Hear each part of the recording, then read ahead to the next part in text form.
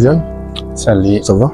Très bien, merci. C'est quoi donc les nouvelles aujourd'hui? Ça va peut-être faire mal à certains au cœur sensible. Nous avons beaucoup de potentiel qu'on peut exploiter nous-mêmes. Comme je le disais, la situation économique dans des familles africaines fait qu'aujourd'hui, beaucoup de jeunes doivent prendre vraiment du courage.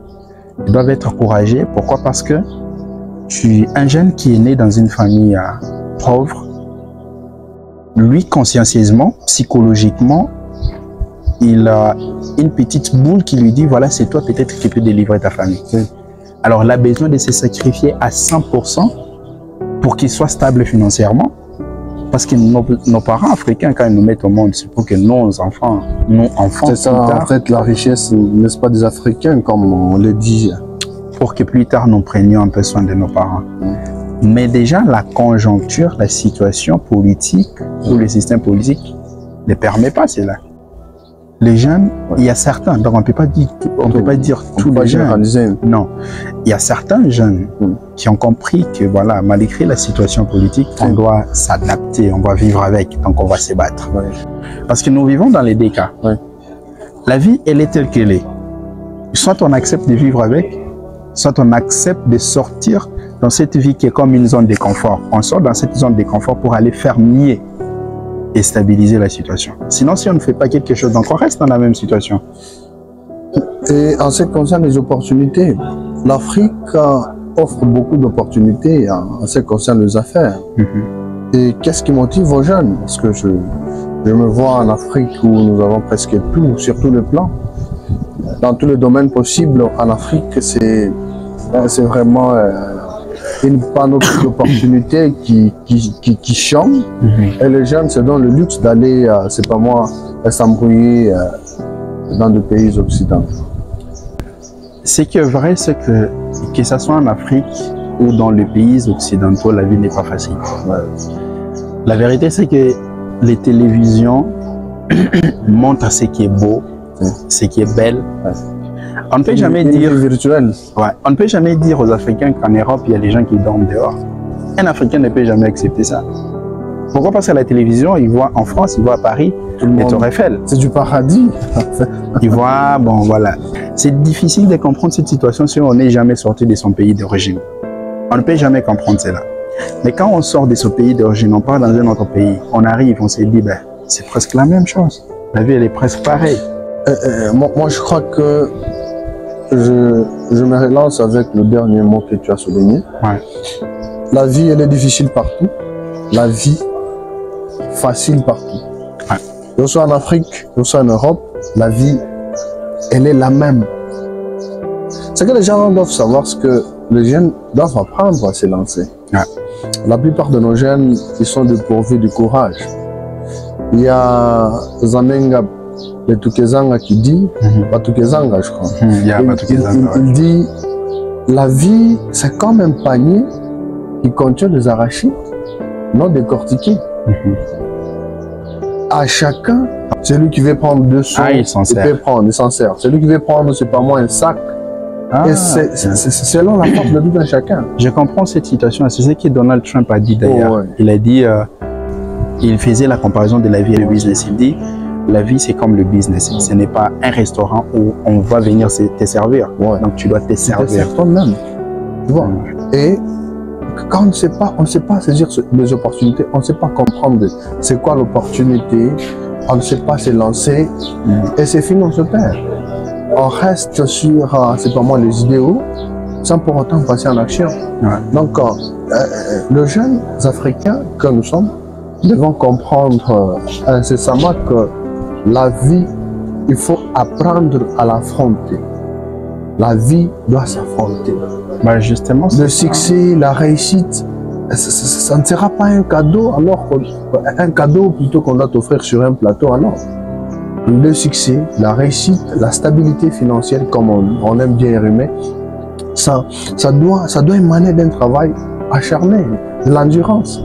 La plupart des jeunes, ils amorcent des projets, mais ils n'ont pas le temps ou le courage de poursuivre avec cette vision, avec ce projet.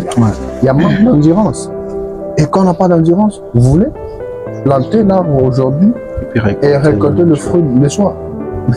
Ça ne se fait pas. C'est comme ça que même dans la Bible, on vous dit, la nature vous enseigne. Donc, je crois que dans cet entretien d'aujourd'hui, moi, personnellement, je conseillerais aux jeunes d'activer, de stimuler, de réveiller encore le courage.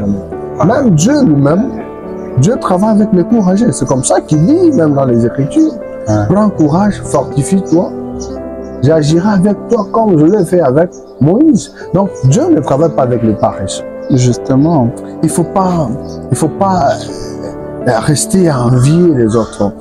Moi, la question que je me suis toujours posée, c'est X a réussi. Il a le même veine ou le même vaisseau. Le sang qui coule dans ses veines, c'est le même sang qui coule dans nos veines. La même matière qui constitue le cerveau d'un blanc, c'est la même matière qui constitue le cerveau d'un Africain. Mais qu'est-ce qui empêche aux Africains?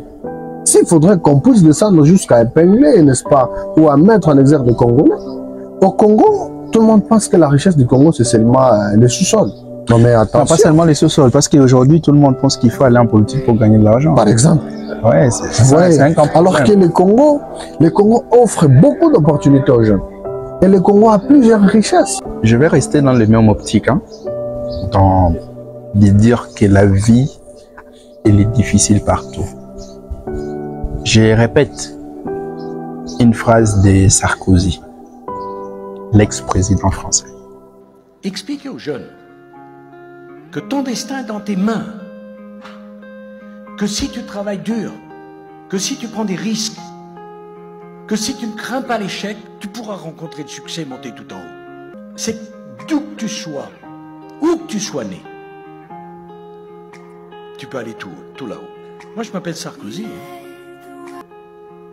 Tout le monde connaissait plus de monde que moi. Mais ça ne veut pas dire qu'on tous on a la même ambition dans la vie. On peut très bien être heureux sans ambition. On peut très bien être heureux en ayant une vie très calme, très posée. Il dit, je lance un message à la jeunesse. Dites aux jeunes qu'ils peuvent réussir de partout où ils sont. Le problème, c'est quoi? La plupart des jeunes africains ne se projettent jamais, donc ne veulent jamais se laisser ouvrir au monde. Ils sont enfermés en fait. Justement, lorsqu'on ne se laisse pas ouvrir, on est enfermé. Et quand on est enfermé, notre esprit est borné. On n'aura pas alors l'esprit ouvert. C'est lorsqu'on a l'esprit ouvert qu'on verra des opportunités. Qu'on se dira, ben, ça c'est la vie que j'ai héritée de mes parents, c'est la pauvreté. Mais est-ce que moi, je suis prêt à offrir ça à mes enfants? Alors lorsqu'on se pose la question, là on balance. Vous le savez tous, la vie, dans la vie on dit, c'est pas un péché de naître dans une famille pauvre. Mais lorsqu'on meurt pauvre, là ça devient un problème. Tiens, les enfants ne te pardonneront pas si tu te permets de les emballer dans cette vie. Tu vois? Et là, je me rappelle d'ailleurs d'une conversation d'un père africain et un fils africain. Il pose la question à son père, il dit, pourquoi tu es pauvre? Son père lui répond, il lui dit, c'est parce que mon père était pauvre. Alors l'enfant lui pose la question, donc c'est là qu'ils ont l'argent. Ouais. Et ils sont comment? Papa, par manque de réponse, il dit à son enfant, non, tu es encore petit pour comprendre ça. Donc ce qui veut dire, lorsqu'on est dans la position de pauvreté, on devient faible. Et quand on est faible, on n'a plus un mot à dire. Je sais que c'est difficile en Afrique. Attention, la pauvreté pèse. Hein. Pour décoller vers la richesse, ça demande vraiment de l'énergie. Raison pour laquelle il faut être fou du courage. Ah, on doit se bourrer du courage. Soyez juste un fou, travaillez comme un fou. Voyez un fou. Un fou ne regarde pas qui est là. Il s'en fout du tout. Lorsque les gens vous disent que vous travaillez comme un fou, c'est tout. Vous êtes sur la bonne. Moi j'ai seulement envie de dire aux jeunes, tous les jeunes qui le sont, ils doivent apprendre à faire la loi. C'est quoi la loi? On réussit quand on devient un homme de principe. Nous devons nous faire entourer des principes, des lois que nous devons observer. Et le principe dit, il vit noble des mères le plus noble que celui qui fait et qui suit sa dogme. Tracez-vous des lignes de conduite. Vous avez une vision, vous avez un projet. Déterminez clairement les objectifs. Poursuivez et restez déterminés. restez focus. La vie, comme je l'ai dit tout à l'heure, il faut savoir l'affronter. Vous savez, il y a une phrase qui dit, ça résonne à moi, la phrase dit, soit on réussit, soit on apprend. Et la vie, elle est différente de l'école. À l'école, nous apprenons la leçon et nous passons par l'épreuve.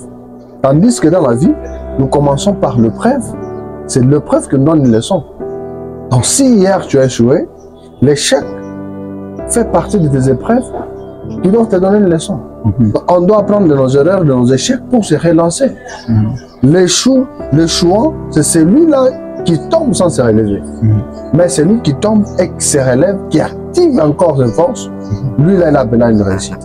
On ne réussit pas d'un coup. Il faut passer par plusieurs étapes. Il faut demander à tous ceux-là qui ont réussi aujourd'hui. Elon Musk, Elon Musk, Jeff Bezos, Bill Gates, toutes les personnes que vous connaissez.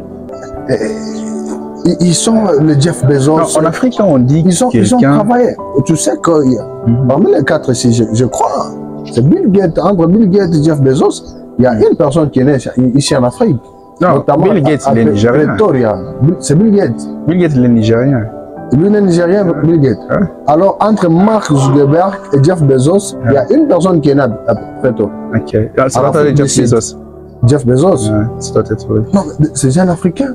Qu'est-ce qui va vous retarder? Je connais Obama, un Africain. Tu sais quoi? Il est Kenyan qui est parti diriger les États-Unis. Tu sais, c'est bizarre, hein? C'est bizarre la vie. Tu sais, il y a une phrase, ça c'est un principe pour tous les pauvres. Tous les pauvres disent, l'argent ne fait pas le bonheur. Ça c'est en français, hein? C'est en anglais, tu sais ce que ça veut dire? Time is money. Time is money. Tu vois? Donc en français, ça veut dire l'argent ne fait pas bonheur, mais en anglais, ça veut dire le temps c'est de l'argent. Ouais. En fait, qu'est-ce qu'il faut comprendre? Moi, je me dis souvent, j'accepte que les gens disent l'argent ne fait pas le bonheur. Comment pouvez-vous dire que l'argent ne fait pas le bonheur? Sans argent, tu ne payes pas les loyers. Sans argent, tu ne payes pas ton carburant dans le véhicule. Tu ne t'habilles pas. Tu ne t'habilles pas, tu ne bois pas, tu ne manges plus. Comment l'argent ne fait pas le bonheur en fait? Donc, comment l'argent, c'est la mort? Mais, parce que l'argent... Il faut changer, l'argent fait le bonheur.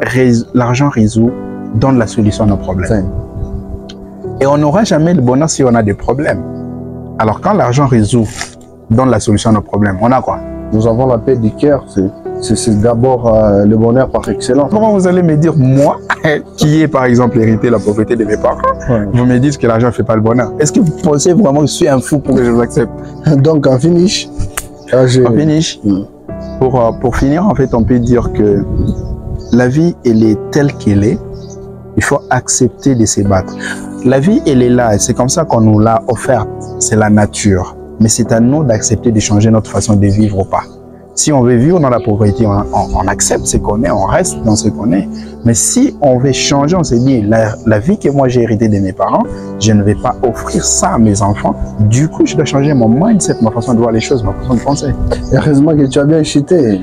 Einstein dit, j'ai réussi quand je dormais sur le banc du parc. Ouais. C'est-à-dire, la réussite, c'est d'abord un état d'esprit. On réussit dans son mindset et on matérialise cela. Ouais. Donc, s'il faudrait que nous puissions donner un dernier mot aux jeunes, moi je dirais que les jeunes doivent apprendre à changer leur mentalité, la façon de voir les choses. 2024, c'est voir autrement pour vivre autrement. Justement, c'est très fort ça.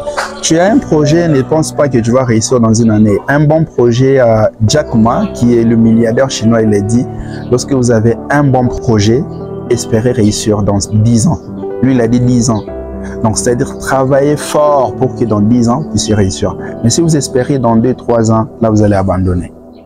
Donc, et quand on abandonne, on échoue. Parce que construire sans terminer, c'est détruire. Justement. Donc, merci de nous avoir suivis. Vous êtes sur Oma Télévision. Comme d'habitude, nos petits conseils de vie. Oma, nous sommes l'art de créer et de recréer le succès par le verbe. Ça, c'est nous. Oma.